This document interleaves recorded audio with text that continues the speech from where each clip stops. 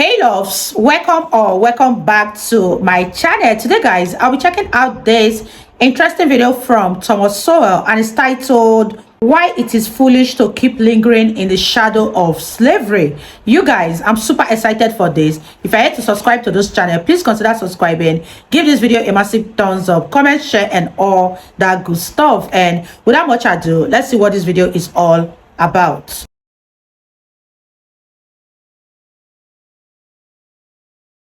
Looking back at the past, there is much to inspire and much to appall. As for the future, all that we can be certain of is that it is coming, whether we are well prepared or ill prepared for it. Perhaps the most heartening things about the past are the innumerable examples of whole peoples who lagged far behind their contemporaries at a given time, and yet, in later times, overtook them and moved to the forefront of human achievements. These would include Britons in the ancient world, when they were an illiterate tribal people, while the ancient Greeks and Romans were laying the intellectual and material foundations of Western civilization. And yet, more than a millennium later, it was the Britons who led the world into the Industrial Revolution and established an empire which included 1/4 of the land area in the world and 1/4 of all the human beings on Earth.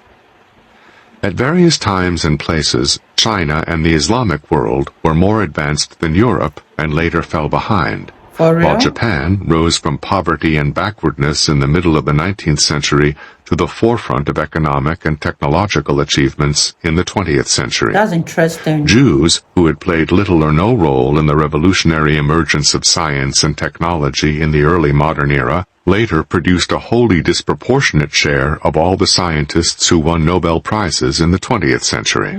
Among the appalling things about the past, it is hard to know which was the worst, since there are all too many candidates from around the world for that designation. That something like the Holocaust could have happened, after thousands of years of civilization, and in one of the most advanced societies, is almost as incomprehensible intellectually as it is devastating morally, and in terms of showing what depths of depravity are possible in all human beings. It is a painful reminder of a description of civilization as a thin crust over a volcano. If longevity and universality are criteria, then slavery must be among the leading candidates for the most appalling of all human institutions, for it existed on every inhabited continent for thousands of years, as far back as the history of the human species goes. Yet its full scope is often grossly underestimated today, when slavery is so often discussed as if it were confined to one race enslaving another race, when in fact slavery existed virtually wherever it was feasible for some human beings to enslave other human beings, including in many, if not most cases, people of their own race. Europeans enslaved other Europeans for centuries before Europeans brought the first African slaves, purchased from other Africans who had enslaved them, to the Western Hemisphere. Nor was it unknown for Europeans to be enslaved by non-Europeans. Just one example were the European slaves brought to the coast of North Africa by pirates. These European slaves were more numerous than the African slaves brought to the United States and to the American colonies from which it was formed. But the politicization... You guys, this is a very, very interesting one from Sowell. Like he said, slavery is not limited to a particular race, but every race under the surface of the earth has participated in slavery, either being captured by slave masters or they themselves being the slave owners. Every other nation, whether black or white, mixed or whatever, has experienced slavery in one way or the other, and even up to this very day, slavery is still going on. And this is to say that those people who keep lingering in the shadow of slavery are really, really foolish, because come to think of it, if everybody is a victim of slavery or a perpetrator, who is going to apologize, and who would they be apologizing to? Like Sowell said, everyone under the surface of this earth has participated in slavery. Let me know what you guys think about this in the comment section down below, and let's wrap this video up, you guys. Of history has shrunk the public perception of slavery to whatever is most expedient for promoting politically correct agendas today. This is just one of many ways in which the agendas of the present distort our understanding of the past, forfeiting valuable lessons that a knowledge of the past could teach. At a minimum, the history of slavery should be a grim warning for all time against giving any human beings unbridled power over other human beings, regardless of how attractively that unbridled power might be packaged rhetorically today.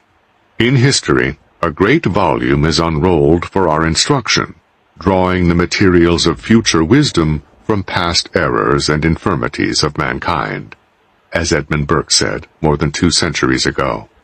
But he warned that the past could also be a means of keeping alive or reviving dissensions and animosities.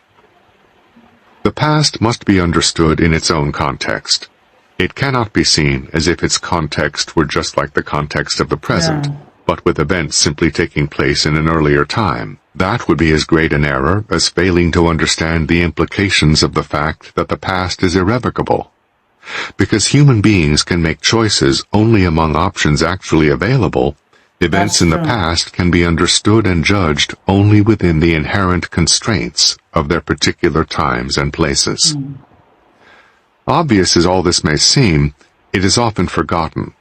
Nothing that Germans can do today will in any way mitigate the staggering evils of what Hitler did in the past. Nor can apologies in America today for slavery in the past have any meaning, much less do any good, for either blacks or whites today.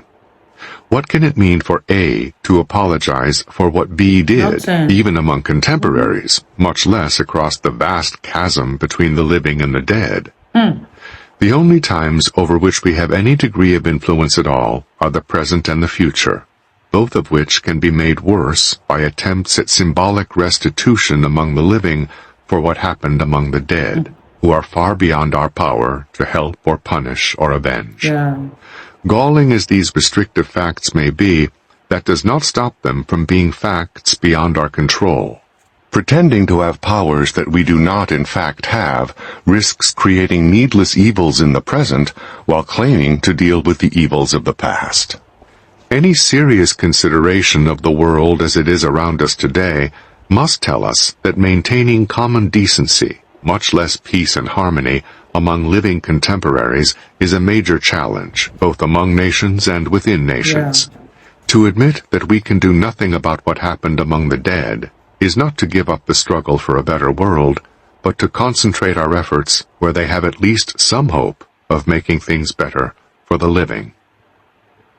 Wow, you guys, that was such an interesting one from Thomas Sowell, and I really agree with what Thomas Sowell said in this video. No matter how many times the living apologizes for what happened in the past, it is never going to undo the past, and apologizing for slavery is never going to make the people that were slaves not to be slaves anymore. The best thing to do when it comes to slavery and reparation topic is that the things that happened in the past should be left in the past, and we that are living in the present should make sure that what happened in the past shouldn't repeat itself anymore. Let me know what you guys think about this video in the comment section down below. Do you think that apologizing for slavery is going to make any difference, since all of the races under the surface of the earth has been affected by slavery in one way or the other? Let me know your thoughts on this one. Leave them in the comment section down below, and I'll see you all in my next video. Bye guys.